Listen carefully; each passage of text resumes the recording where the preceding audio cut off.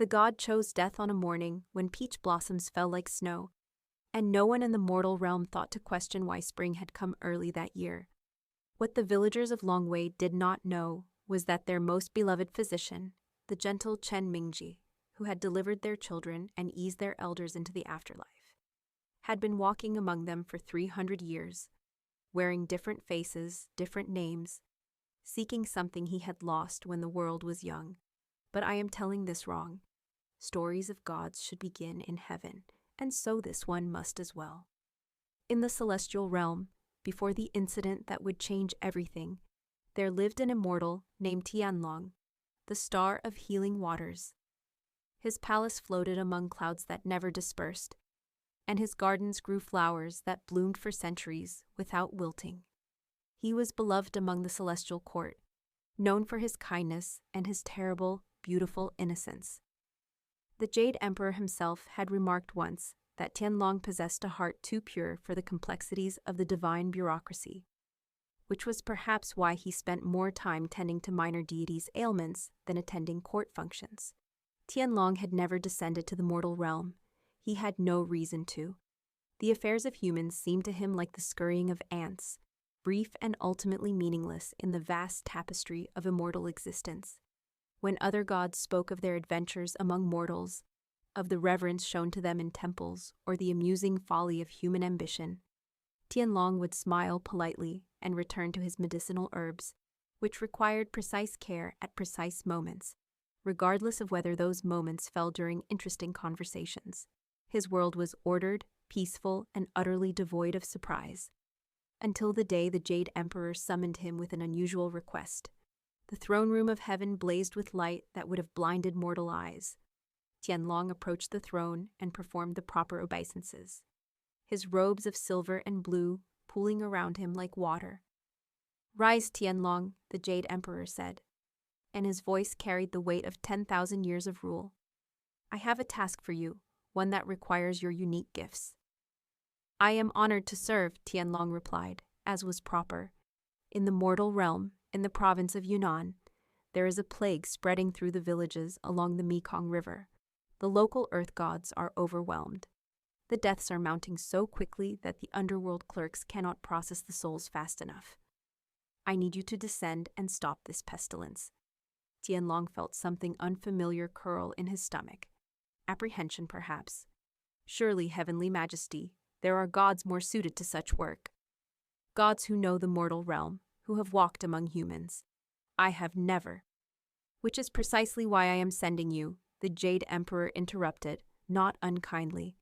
"Your power is pure, undiluted by mortal concerns or attachments. You will descend, cure the plague, and return. 1 month, no more. Consider it a broadening of your experience." There was no refusing a direct command from the Jade Emperor. Tianlong bowed again, deeper this time, and felt the first thread of his fate being woven, though he did not know it yet. The descent to the mortal realm was unlike anything Tianlong had imagined. His celestial form could not maintain itself in the heavy air of earth, so he had to compress his essence into a human shape. The sensation was disturbing, like being wrapped in thick cloth that dampened all his senses. Colors seemed muddier. Sounds came from specific directions instead of all at once, and strangest of all, his body felt heavy, pulled downward by an invisible force. He landed on a dusty road outside a village as the sun was setting. The sky here was not the infinite azure of heaven, but a murky orange, streaked with clouds that looked almost bruised. The air smelled of smoke and something else, something organic and faintly putrid that he would later learn was the scent of human habitation mixed with human suffering. Tianlong made his way toward the village, his celestial robes having transformed into the simple blue cotton garments of a traveling scholar. He could hear sounds now, growing louder as he approached, weeping, moaning, the crackle of fires, and underneath it all a silence that felt wrong, as if the earth itself was holding its breath. The village was dying. He could see it immediately with his immortal sight. The plague manifested as a darkness in people's bodies, a corruption that ate at their vital essence from within. Bodies lay in the streets, some covered with cloth, others apparently forgotten in the rush to tend to the still living. The few villagers he saw moving about had the hollow-eyed look of those who had already accepted death. An old woman stumbled toward him, her face gaunt, her eyes fever-bright. "Please," she said, reaching out with trembling hands. "Please, do you have any medicine? Any food? My grandson. He's only 5 years old. He hasn't eaten in 3 days." Tianlong stepped back instinctively. In heaven, no one clutched at him with desperate hands. No one smelled of sweat and sickness. No one looked at him with such raw animal need. He began, but the woman had already collapsed at his feet. He stood there for a long moment, staring down at her crumpled form. In heaven, he had healed countless beings with a touch, a word, a thought. But those had been immortals, creatures of spirit and light. This woman was dying flesh, her body already shutting down, her spirit preparing to depart. Tianlong knelt and placed his hand on her forehead. He channeled his healing energy into her, and felt it drain from him in a way it never did in the celestial realm. The woman's breathing eased, and the darkness in her body receded slightly, but he could feel that it was still there, lurking, waiting. He would need to treat her again tomorrow, and the next day, and the next, until the plague source was destroyed. He looked up at the village stretched before him, at the dozens of sick and dying visible from where he knelt, and realized with dawning horror that there were hundreds more he could not see. If each healing drained him like this, if each required daily repetition, for the first time in his long existence, Tianlong understood what it meant to face an impossible task. The next weeks blurred into a nightmare of suffering. Tianlong moved from house to house, from pallet to pallet, pouring his healing energy into bodies that seemed determined to die. He learned the names of diseases he had only read about in celestial texts. Dysentery, fever, the bloody flux. He learned that human bodies leaked and smelled and broke in ways that made his immortal essence recoil.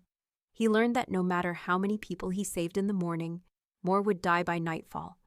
And he learned about the village headman's daughter, Lin Yue. She appeared in the doorway of the house where he was treating a family of 6, all cramped into a single room thick with the smell of sickness. Tianlong looked up from the child whose pulse he was monitoring and saw her silhouetted against the late afternoon light. "You've been treating everyone but yourself," she said. Her voice was low and clear, like water over stones. "When did you last eat?" Tianlong realized he couldn't remember. Gods did not need food, but this mortal body apparently did, because his hands were trembling and his head felt light. There isn't time." "There's always time to keep yourself alive," she said, stepping into the room. She was carrying a bowl of rice porridge, steam rising from it in the cool air. "Otherwise you'll collapse, and then who will heal the sick?" She was perhaps 20 years old, with the kind of beauty that came not from perfect features, but from the intelligence in her eyes and the determined set of her mouth. Her hair was pulled back in a simple braid, and her clothes were those of a working woman, the hem of her robe muddy and worn. Lin Yue set the bowl down beside him and began checking on the family he was treating, adjusting blankets, dampening cloth for fevered foreheads, murmuring words of comfort. She moved with practiced efficiency, and Tianlong realized she must have been doing this long before he arrived. "You're not afraid?" he asked, watching her lean close to a coughing patient. She gave him a look that was almost amused. "Of course I'm afraid. Fear is what reminds us we're alive, but fear without action is just cowardice dressed up as caution." It was the first time anyone in the mortal realm had spoken to him without desperation or pleading, without seeing him as their last hope or their savior. She spoke to him like an equal, like a fellow worker in the fields of suffering. Tianlong found himself eating the porridge, and it was the most delicious thing he had ever tasted. Over the following days, Lin Yue became his assistant, his guide to the mortal world's mysteries. She showed him which herbs grew wild in the nearby forest and could be used to supplement his healing. She taught him how to comfort the dying with words rather than power, how to hold a hand and let someone know they weren't alone. She explained the village's complicated web of relationships, who was mother to whom, which households had feuds going back generations that were forgotten in the face of mutual suffering. "Why do you do this?" Tianlong asked her one night. They were sitting outside the makeshift hospital they had established in the village temple, too exhausted to move. The moon hung low and full, turning everything silver. "You're not sick. You could leave, go to a city far from here. Live?" Lin Yue was quiet for a long moment, her eyes on the distant mountains. "My mother died when I was 12, she finally said. Childbirth. The baby died too. My father was headman even then, important, respected. Everyone brought gifts and said prayers, but none of that mattered because she was dead, and I was alone."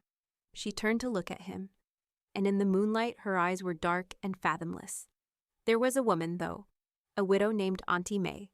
She had nothing, barely survived on gleaning rice from the harvested fields. But she came to our house every day for a month. She didn't bring gifts. She just sat with me, held me when I cried, taught me how to cook the foods my mother used to make. She saved my life, though I wasn't sick with any plague." Lin Yue smiled, sad and beautiful. "Auntie May died 3 weeks ago, first victim of this pestilence. Before she died, she told me, 'Pay it forward, girl, pass the mercy on.' So that's what I'm doing." Tianlong felt something shift in his chest, a sensation he had no name for. In heaven, everyone was immortal. No one needed saving. No one sacrificed themselves for strangers out of gratitude for an ancient kindness. The celestial realm was built on hierarchy and propriety, on cosmic order and divine justice. But this was something else entirely, something raw and real and utterly foreign to everything he knew. "You're remarkable," he said quietly. Lin Yue laughed, a sound like bells. "I'm stubborn. There's a difference." She stood, brushing dust from her robes. "Come on. The night won't last forever, and tomorrow will bring more sick." But Tianlong remained seated, watching her walk back into the temple. For the first time in 300 years of existence, he felt something that approximated what mortals called wonder. The plague's source, Tianlong eventually discovered, was a corrupted spirit dwelling in the river itself. Some local merchant had dumped cursed artifacts into the water to avoid paying the fees for proper disposal, and the curse had taken root, spreading sickness to everyone who drank from or bathed in the river. It took Tianlong 3 days of ritual purification to cleanse the spirit and restore the water. The moment he completed the final rite, he felt the darkness plaguing the village begin to recede. Within a week, people were recovering. Within 2, the last of the sick had been cured. The village celebrated with what little they had, preparing a feast of thanksgiving. They hailed Tianlong as a miracle worker, a blessed physician sent by the gods themselves. If only they knew how right they were, the Jade Emperor's summons came on the evening of the feast. Tianlong felt it like a bell ringing in his bones, a celestial call that could not be ignored. His month was complete. His task was done. It was time to return to heaven. He found Lin Yue by the river, sitting on the bank where children now played safely in the shallows. She was watching the water flow past, her expression distant. "You're leaving," she said before he could speak. It wasn't a question. Tianlong sat beside her, close enough that their shoulders almost touched. "I have to. My work here is finished." "Your work," she repeated softly. "Is that all this was to you?" Work? He wanted to say yes. He wanted to maintain the distance between the immortal and the mortal, to preserve the cosmic order. But he found he couldn't lie to her. No, it became more. Lin Yue turned to face him, and her eyes were bright with unshed tears. "Then stay. You have skills this region desperately needs. You could save thousands more lives. We could," she hesitated, then pressed forward with characteristic bravery. "We could build something here, together." Tianlong's heart, that organ he had always considered merely metaphorical, physically ached. "I can't. You don't understand. I'm not what you think I am. You're a good man who heals the sick. What else do I need to understand?" "Everything," he thought. "The truth about what I am, the impossibility of what you're suggesting, the fact that you'll age and die while I remain unchanged, the rules of heaven and earth that cannot be broken. Not even for this feeling in my chest that I'm only now learning to call love." But instead, he said, "I'm sorry." He stood to leave, and Lin Yue caught his hand. Her fingers were rough from work, warm with mortal life. "Will you ever come back?" Tianlong looked down at her, memorizing every detail of her face. I don't know. I hope so. I want to. She released his hand and turned back to the river. Hope is a luxury for people who have time. I'll have to make do with memory. He left her there by the water, and each step away from her felt like tearing part of himself free. When he reached the edge of the village, he spoke the words of ascending and felt his mortal form begin to dissolve. The last thing he heard as he rose toward heaven was the sound of Lin Yue weeping. Heaven had not changed in his absence, but Tianlong had. The crystal palaces and celestial gardens that had once seemed the pinnacle of existence now felt sterile, empty. He moved through his duties mechanically, preparing medicines that immortals didn't truly need, attending court functions where nothing of consequence was ever decided. Other gods noticed his distraction and made polite inquiries, but how could he explain? How could he describe the feeling of Lin Yue's hand in his, the sound of her laugh, the way she made mortality seem not like a curse, but a gift, each moment precious because it would end? Months passed, then years. Tianlong tried to forget, to resume his immortal detachment, but mortal time and celestial time flowed differently, and he found himself constantly calculating. How old would Lin Yue be now? Was she married? Happy? Did she think of him still? Or had he become just another half-remembered story from the plague year? After 5 celestial years, which translated to 50 mortal ones, Tianlong made his decision. He would descend again, just to see her, just to know that she had lived a good life. Then he would be able to let go and resume his immortal existence in peace. He descended to Longwei village on a spring morning when the peach blossoms were in bloom. The village had grown prosperous in the intervening years, he saw. New houses, well-maintained roads, a proper clinic bearing a sign that read Lin Yue Memorial Hospital. Memorial. The word struck him like a physical blow. He had known, intellectually, that she would age and die. 50 mortal years. She would be 70 now if she had lived, but seeing her name immortalized in wood and stone made it real in a way his mind had refused to accept. An old man was sweeping the hospital steps. Tianlong approached him, his celestial essence compressed once more into mortal form, a simple traveler seeking information. "Excuse me, grandfather, this hospital, Lin Yue. Who was she?" The old man's face brightened. "Ah, you don't know the story.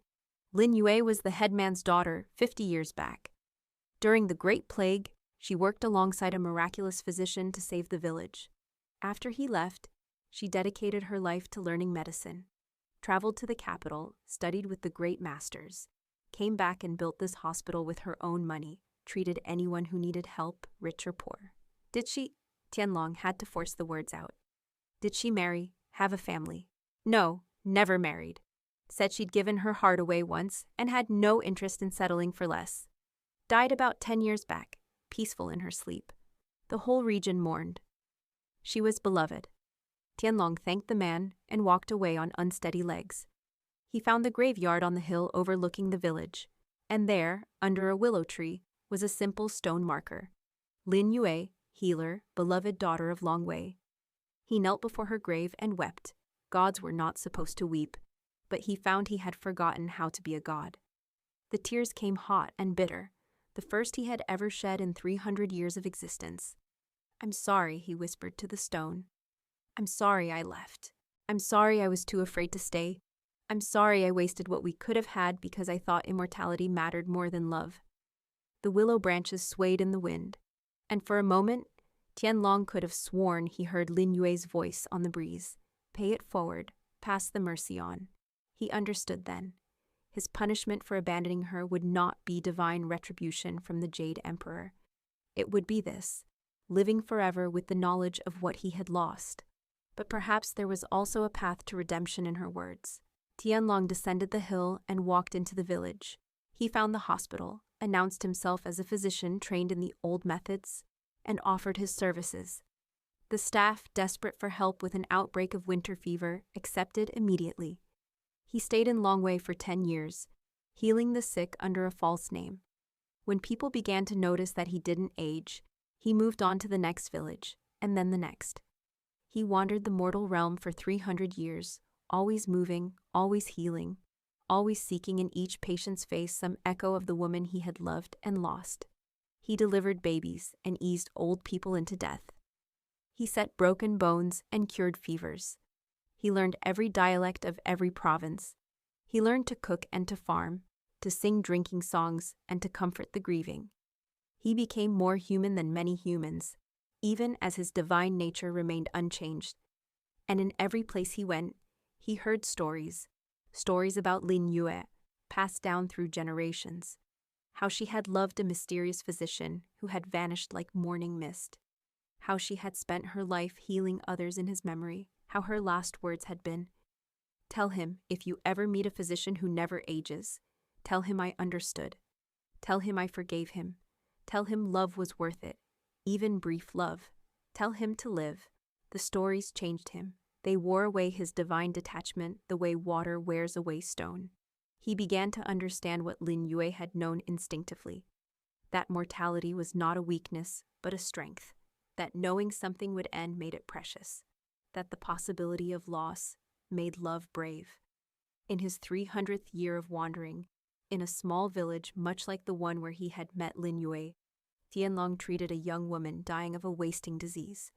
Her name was Mei Li, and she had her whole life ahead of her, children who needed her, a husband who loved her desperately. Tianlong poured his healing energy into her, more than he should have, more than was safe. He saved her life, but the effort cracked something in his divine essence. For the first time since his descent, he felt true physical pain. That night, alone in the room he rented above the apothecary, Tianlong examined the crack in his immortal self. It was small but spreading, a flaw in the otherwise perfect crystal of his being. If it continued to grow, it would eventually shatter his divine nature entirely. He would die, truly die, his essence dispersing into nothing. The thought didn't terrify him as it should have. Instead, he felt something close to relief. The Jade Emperor appeared to him in a dream that night, manifesting as an old man sitting across from him at a simple wooden table. "You're killing yourself," the Emperor said without preamble, "spending your divine essence like water to heal mortals. You know this cannot continue." "I know," Tianlong replied. "Return to heaven. Resume your duties. That crack in your essence can be repaired, but only if you stop this foolishness." "No." The Jade Emperor's eyebrows rose. It was possibly the first time in 10,000 years anyone had refused him so bluntly.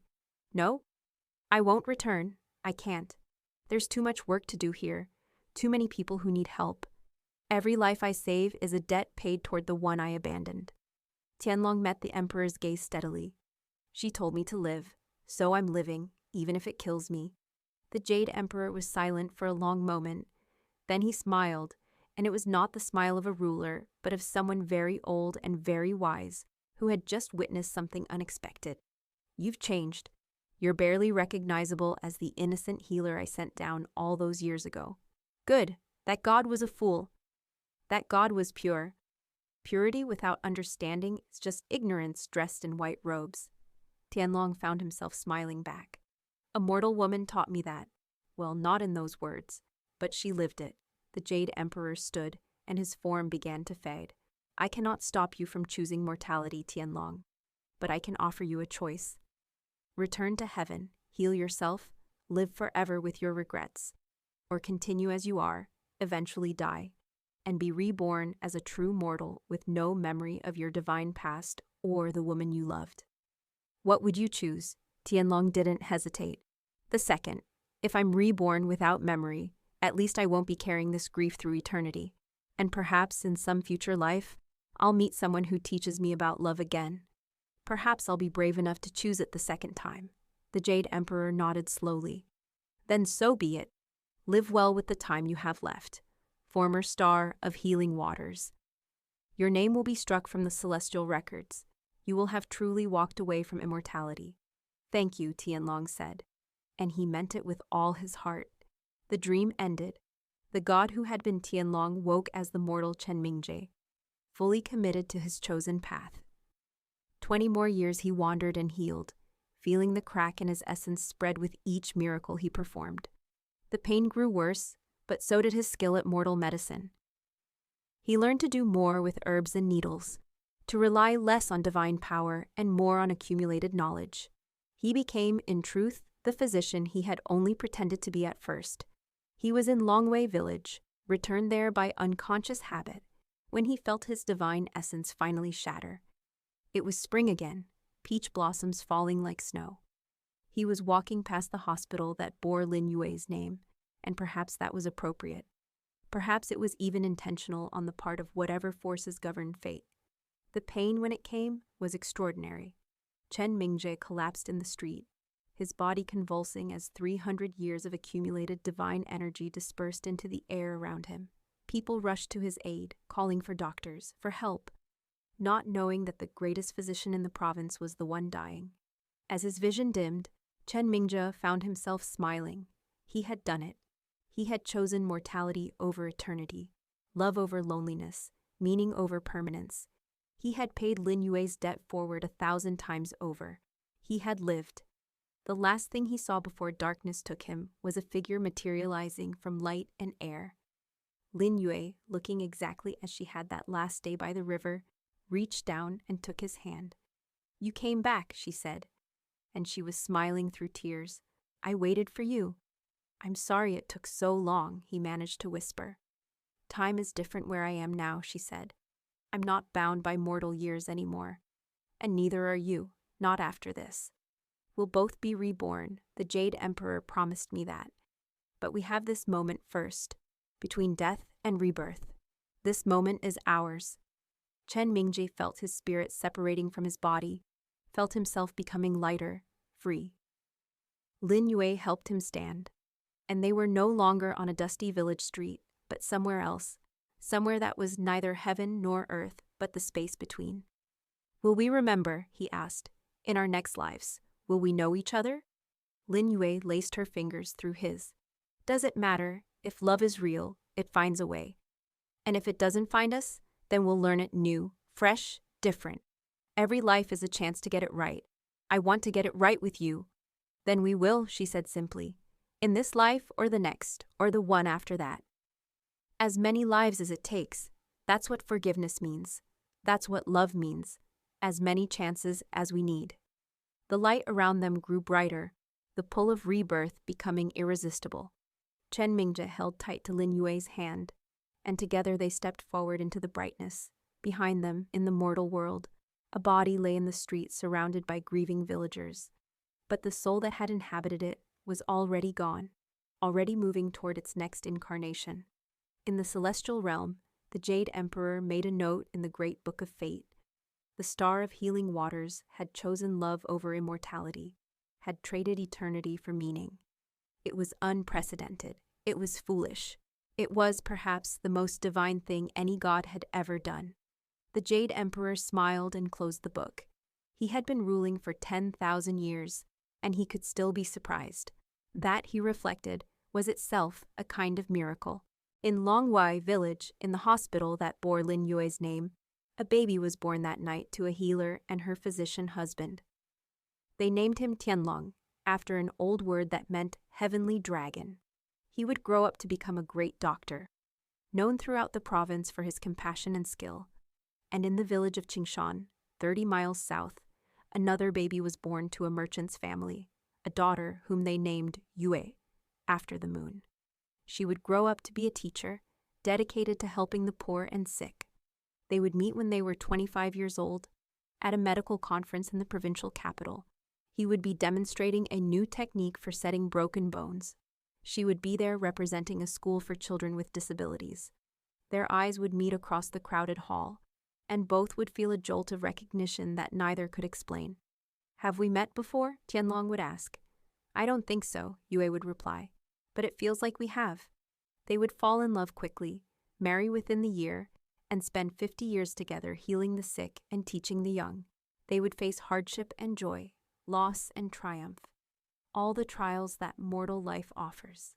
They would grow old together, their love deepening with each passing year, and on the day they died, many years later, holding hands in the bed they had shared for decades, they would smile at each other with perfect understanding. "Same time next life," Tianlong would whisper with his last breath. "I'll find you," Wei would promise. I'll always find you. Because love, real love, is the one force that transcends the boundary between mortal and divine. It asks nothing of eternity because it makes every moment eternal. It requires no cosmic significance because it is the meaning that makes the cosmos significant. The god learned this when he learned to weep. And in weeping, in choosing loss over permanence, in trading immortality for a few precious years of genuine love, he became something greater than a god. He became fully, completely, finally alive. And that, as all the best stories tell us, was worth dying for.